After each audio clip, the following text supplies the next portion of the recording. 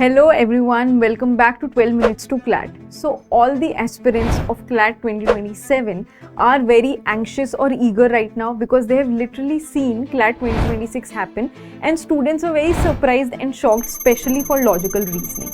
So all the students appearing for CLAT next year, they know that history is very important for us.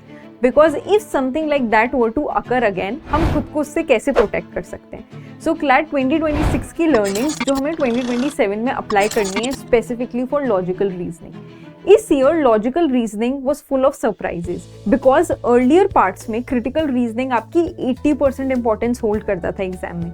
But this year critical reasoning से आपके hardly कोई भी question आया, सारे के सारे आए एनालिटिकल रीजनिंग से. एनालिटिकल रीजनिंग बहुत सारे स्टूडेंट्स ने पढ़ी ही नहीं थी, ये सोच के कि हो सकता है वो आए, हो सकता है ना आए. तो सबसे बड़ी लर्निंग इस ईयर जो हमें समझ में आती है दैट एक्सपेक्ट द अनएक्सपेक्टेड. कोई भी चीज़ हमें छोड़ के नहीं जानी है. We have to complete everything जो भी उन्होंने दिया हुआ है आपके कोर्स में. सेकेंड लर्निंग है CLAT consortium may not follow a very strict guideline of the syllabus और द पेपर पैटर्न. हो सकता है वो आपके नंबर ऑफ क्वेश्चंस ऊपर नीचे कर दे, हो सकता है वो आपके पैसेज की लेंथ बढ़ा दे, शॉर्ट कर दे, आपको ऑप्शंस थोड़े से अलग तरीके के दे.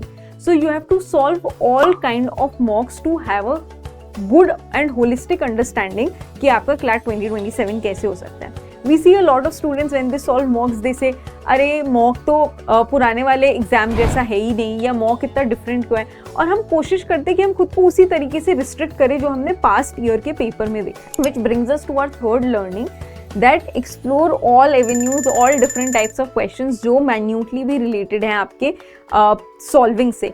एंड इसमें कंसेप्ट बहुत सेम रहता है लॉजिकल रीजनिंग में. जैसे आपने AR का एक क्वेश्चन करना, ब्लड रिलेशन का सीख लिया, तो आप ब्लड रिलेशन के कोई भी क्वेश्चन कर सकते हो.